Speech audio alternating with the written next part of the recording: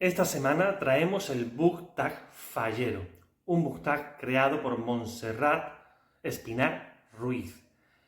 Ahí la descripción del vídeo os dejo el enlace a su canal y hemos sido nominados por JL García Bugallo.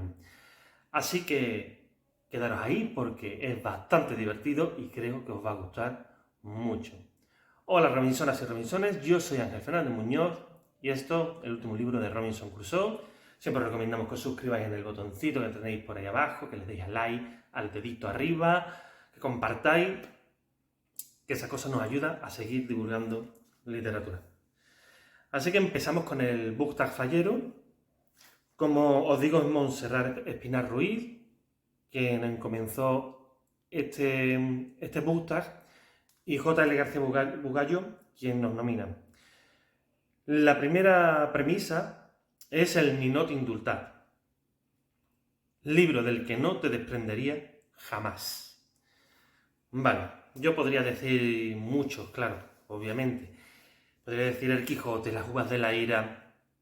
De hecho, yo soy alguien que va por la vida bastante ligero de equipaje y yo pienso realmente que al final no poseemos nada, sino que las cosas nos poseen a nosotros. Pero con los libros sí que soy bastante... Ahí sí amaso bastante, soy un especulador de libros. Pero hay un libro, sobre todo, que no podría desvincularme nunca de él, y es La senda del perdedor, de Charles Bukowski. Este libro para mí es muy especial porque, bueno, yo cuando leí este libro ya había leído, no recuerdo si Carter o Factotum, había leído alguna novela suya, había leído un par de libros de relato, pero este libro a mí me cambió la vida. Yo venía para músico y antes de abrir este libro, pues yo pensaba que algún día soñaba con, no sé, con ser telonero de Extremo Duro, irme de gira con Mago de Oz, no sé, con Enrique Bunbury. Yo soñaba tocar con ellos porque yo venía para músico y mi vida era la música. Eso fue antes de abrir el libro. Cuando cerré este libro, simplemente supe que esto era lo que yo quería ser. Y este libro fue el que me hizo escritor. Es cierto que componía, por lo cual también había escrito algún poemario, algunos relatos porque leía bastante, ya era buen lector antes de escribir, no hay otra forma. Pero este libro fue el que me impulsó a dedicarme a esto. En ese momento lo supe. La senda del perdedor es este alter ego de Charles Bukowski, llamado Ham Chinaski.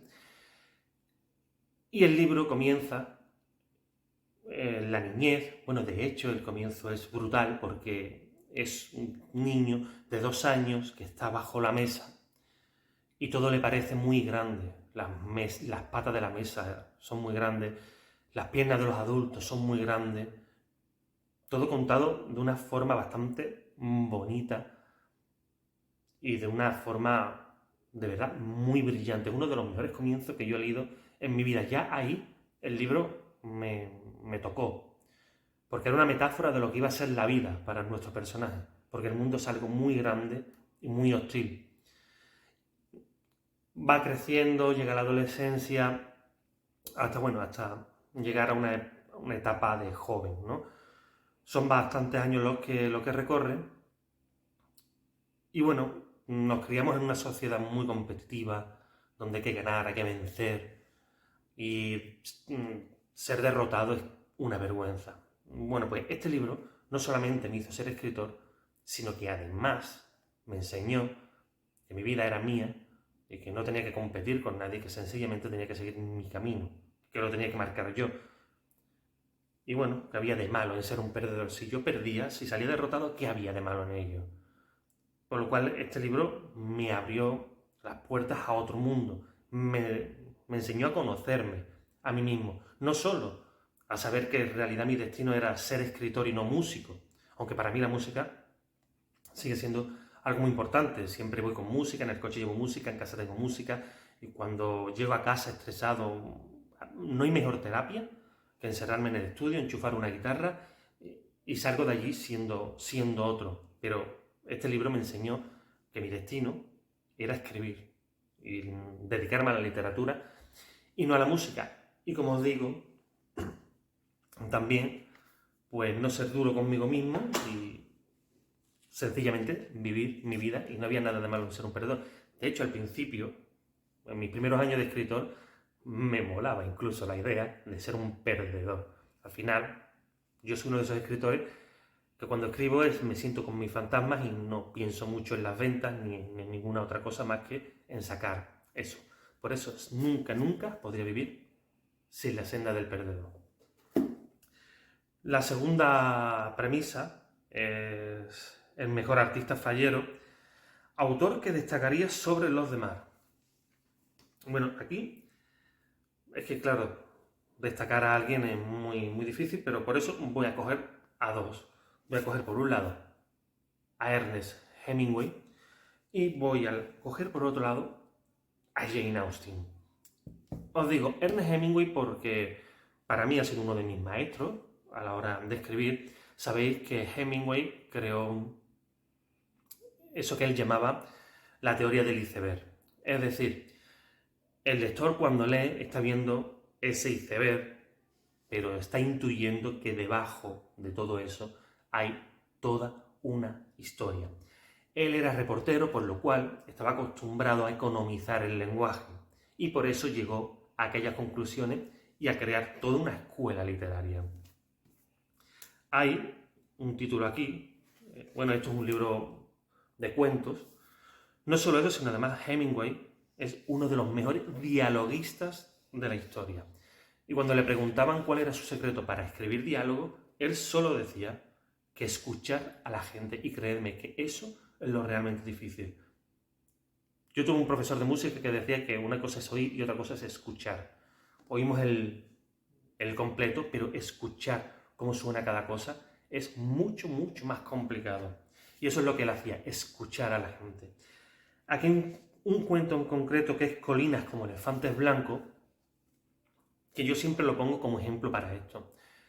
Leer ese relato, por favor, leerlo, porque no voy a contar nada de él, pero hay un diálogo ahí entre esos dos personajes que están hablando algo, que saben lo que están hablando, pero que saben muy bien que ahí hay algo debajo de ese diálogo y de esas dos personas. Yo creo que ese relato es un gran ejemplo de esa teoría del iceberg que él decía. Y he querido coger dos porque hace unos meses leí un artículo de no recuerdo ni quién ni dónde, de esto estaba desayunando, estaba leyendo las noticias en el móvil, y hablaba de Jane Austen como... A ver, él decía que era una literatura machista y que en estas nuevas olas feministas algún día nos la acabarían prohibiendo.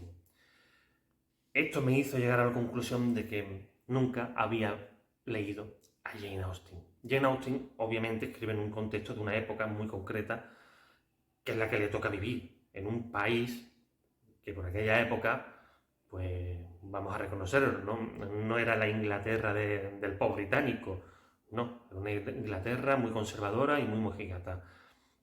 A pesar de ello, esta mujer, antes de que Simone de Beauvoir escriba El segundo sexo, antes de que las chicas francesas quemen los sujetadores en el mayo del 68, mucho antes de que las sufragistas se jugaran la vida por su derecho al voto, mucho antes de este feminismo, el protofeminismo, donde comienza el feminismo, es mucho antes. Y por aquí hay una tal Jane Austen que sus mujeres, las mujeres de sus novelas, no son damiselas delicadas que se desmayan, que era tan típico esto del gótico, ¿verdad? Que se desmayan, que necesitan al hombre.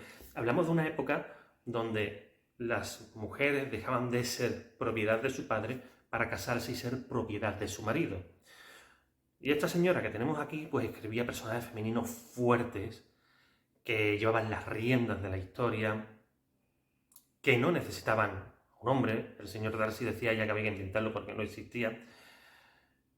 Incluso si hay un tonto del pueblo por ahí, encima, es el cura del pueblo. O sea, él se atrevía a eso. Y además una mujer que no se casó. en aquella época. Así que decir que Jane Austen es machista, si este señor está viendo este vídeo, espero que lo esté viendo, primero suscríbete y pulsa la campanita, que viene muy bien. Y segundo, lee a Jane Austen antes de poner en un medio nacional que su literatura es machista, por favor. La tercera premisa es el premio Ingenio y Gracia, una novela que realiza una crítica inteligente y aguda. Bueno, hay muchas, muchísimas, pero una de mis favoritas es La conjura de los necios, de John Kennedy Toole. Hace muy poquito que leí nada de Carmen Laforet, que por ahí está. Carmen Laforet también, bueno, así a los civilinos las mata callando porque deja caer cada cosita. Qué maravilla, el nada de Carmen Laforet. Por ahí os pondremos el vídeo. Pero yo me decido por La conjura de los necios porque yo siempre digo de este libro que es el Quijote del siglo XX.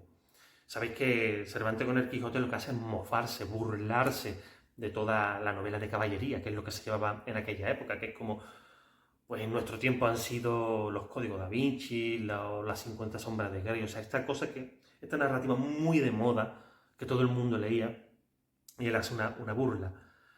Y este es, de verdad, el Quijote del siglo XX. Ignacio Reilly es un personaje que, bueno, no hay por dónde cogerlo, porque en realidad el tipo es un desastre, es un flojo, es que no hay por dónde coger a este individuo, pero es un tipo súper inteligente, que tiene una mirada muy crítica, muy audaz al mundo, y sobre todo a esta sociedad norteamericana, además Nueva Orleans, un sitio pues muy racista, en fin.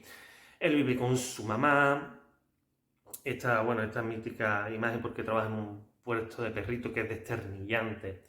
Esa parte tiene ahí una medio novia, pero bueno, en el fondo es un racista también,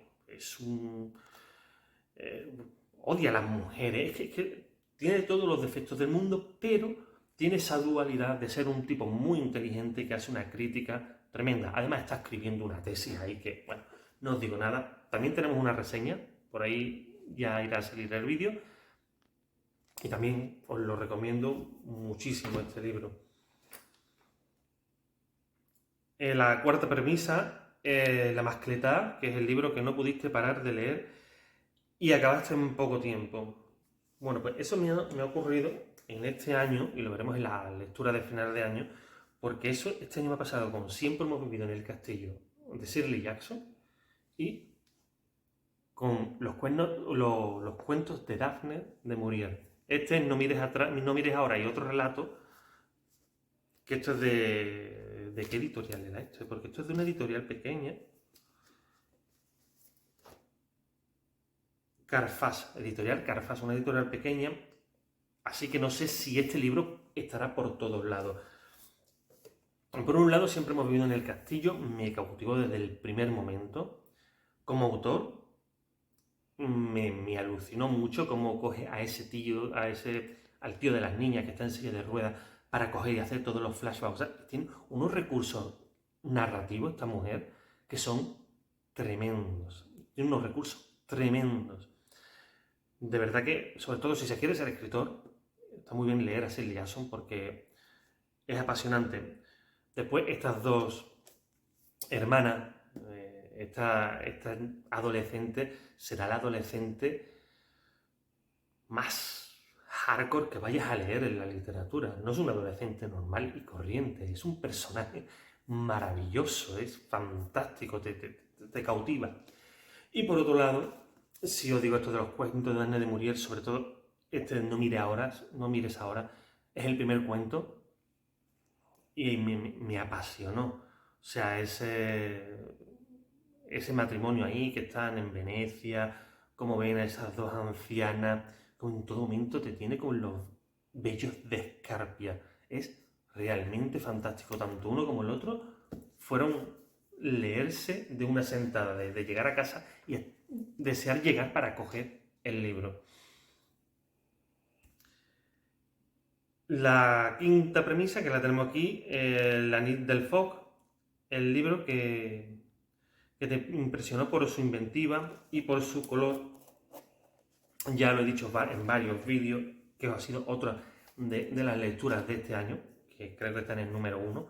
Lo estuvimos hablando en el último BookTag. Y es que, pero es que, ¿qué os digo? Es que me ha pegado muy fuerte y El hombre en busca de sentido.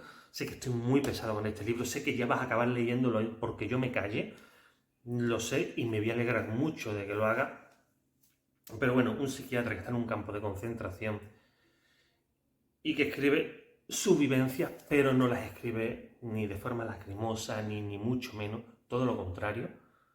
Sale de allí con un espíritu, con una gana de vida y con una generosidad tremenda. No me voy a enrollar más porque ya lo he enseñado en algún otro vídeo y os lo he dicho muchas veces, pero es que me ha impactado mucho este libro en este año. Lágrima es la sexta premisa, que es el libro que harías desaparecer de tu estantería. Ya os digo que yo siempre soy muy poco materialista, siempre voy ligero, porque como os he dicho antes, creo que no posees nada, las cosas te acaban poseyendo a ti, pero sí que bueno, con los libros sí acumulo, ahí la verdad acumulo y acumulo.